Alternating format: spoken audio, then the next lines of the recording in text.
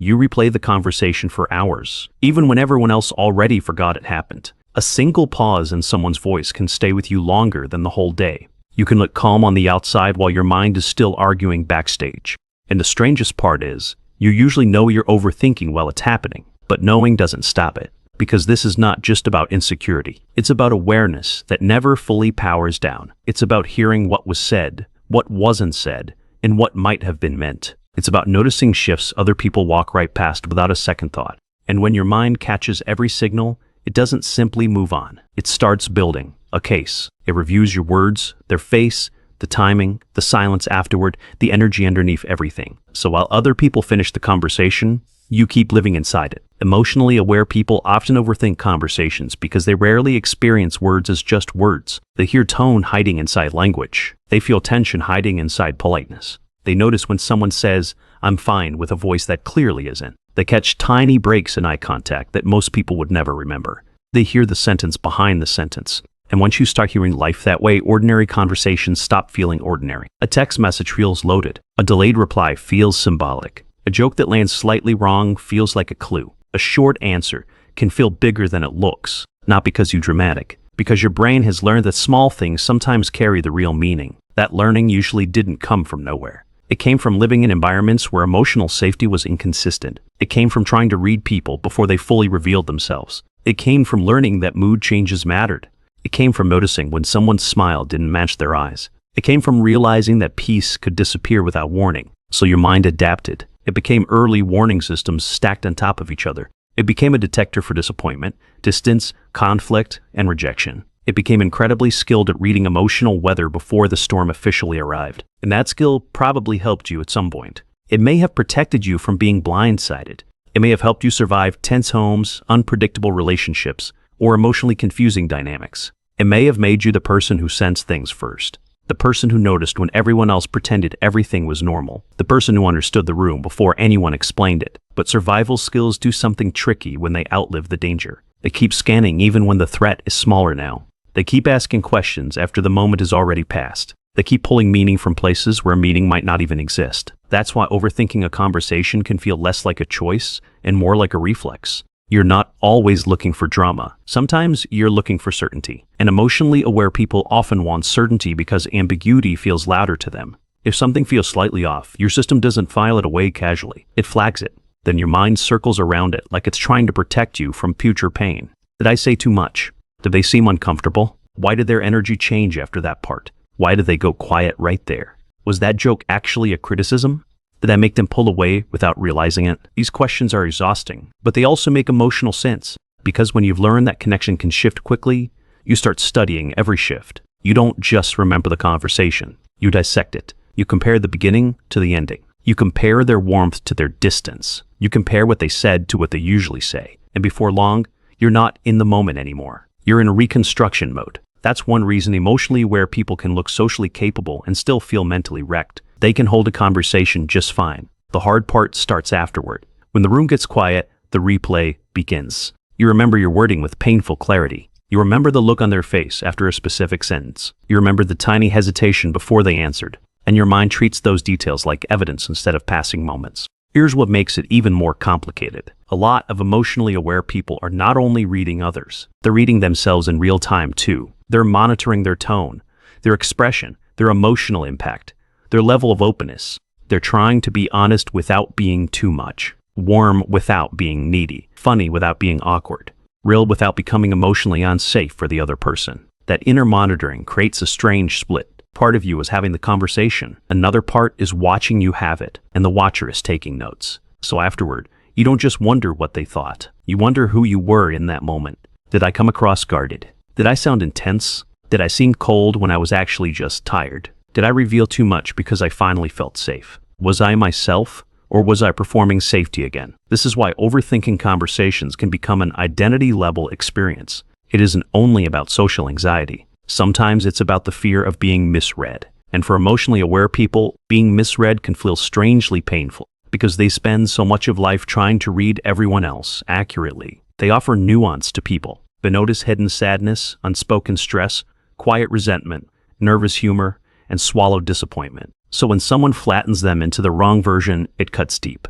Not always visibly, but deeply. That's why a simple conversation can linger for days. If you sensed even a small misunderstanding, your mind may keep trying to repair it internally. You imagine what you should have said more clearly. You imagine explaining your tone better. You imagine a second chance at the same moment, but with cleaner words. You imagine them finally seeing what you actually meant. And none of that happens in real life. It happens while you're brushing your teeth, driving home, or staring at the ceiling. Sometimes the overthinking is not even about what went wrong.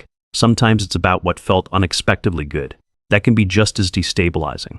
A warm conversation can leave you overthinking because it touched something you don't fully trust. You start wondering if you imagined the closeness. You start wondering whether they felt it too. You start wondering if you opened a door that will quietly close tomorrow. Because when connection matters deeply, your mind treats it like something fragile. Even good moments can become mentally loud. That's why emotionally aware people sometimes leave meaningful conversations feeling full and unsettled at once. They felt something real, and now they're scared of what reality might do with it. In relationships, this can look like checking for subtle changes after every vulnerable exchange. At work, it can look like replaying one meeting comment all evening. With family, it can mean hearing old roles hidden inside current conversations. With friends, it can mean noticing when your honesty lands softer or harder than expected. In dating, it can feel almost unbearable.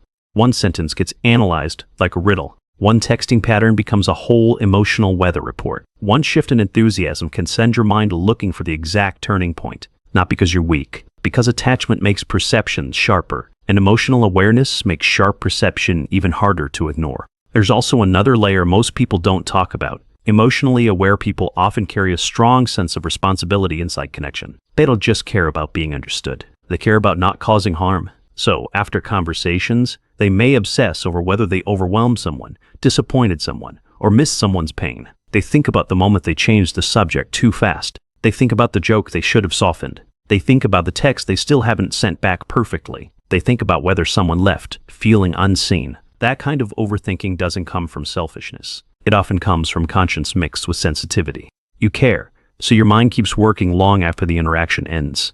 But caring and carrying are not the same thing. And emotionally aware people often confuse those without realizing it. They think analyzing something longer means honoring it more deeply. Sometimes it just means exhausting themselves. Because not every conversation needs an autopsy. Not every silence is loaded.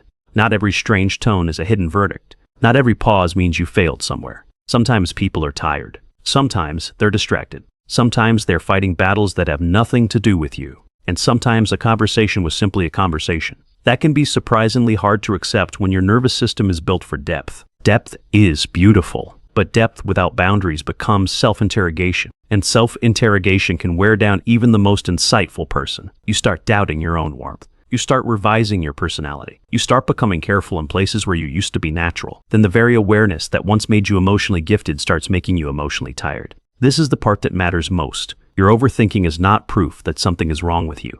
It's often proof that your mind learned to treat connection as important. It learned that words matter. It learned that people aren't complicated. It learned that safety can depend on paying attention. Those lessons make sense. They just become heavy when you apply them to every single interaction. You are allowed to notice deeply without investigating forever. You are allowed to care without mentally chasing every uncertainty to the ground. You are allowed to leave some conversations unfinished inside your mind. That doesn't make you careless. It makes you less cruel to yourself. And maybe that's the deeper shift. Emotionally aware people don't need less depth. They need more mercy. Mercy for the part of them that learned to scan before relaxing. Mercy for the part that mistakes vigilance for love. Mercy for the part that still believes one wrong sentence could cost belonging. Because beneath the overthinking there is usually something tender. A wish to stay connected. A wish to be understood. A wish not to repeat old pain in new relationships. That tenderness is not your weakness. It's just been living too close to fear. So the goal is not becoming numb. It's learning that awareness does not have to become imprisonment. You can notice the shift in someone's voice and still let the moment breathe. You can care about your impact without making yourself the center of every mood. You can reflect without spiraling. You can be thoughtful without becoming trapped in thought. And maybe the healthiest thing you'll ever learn is this. Some conversations do deserve reflection, but not every conversation deserves your peace. Sometimes the kindest thing you can do after speaking is stop reopening the scene. Let the words settle. Let the silence be silence. Let other people own their own inner worlds. You do not have to decode everything to be deeply perceptive. You do not have to predict every emotional outcome to be safe. You do not have to explain yourself perfectly to be worthy of being understood. And if you've spent years replaying conversations in the dark, hear this clearly. Your mind was trying to protect your heart. It just got too good at it. So the next time a conversation follows you home, pause before chasing every meaning. Ask yourself whether you're searching for truth or searching for relief, because those are not always the same thing. And sometimes peace begins the moment you stop treating every human moment like a test. Sometimes healing sounds like this. Maybe nothing is wrong. Maybe I was just present. Maybe they were just human. Maybe I was too. And maybe the most emotionally aware version of you is not the one who overanalyzes everything. Maybe it's the one who finally knows when to let a moment end.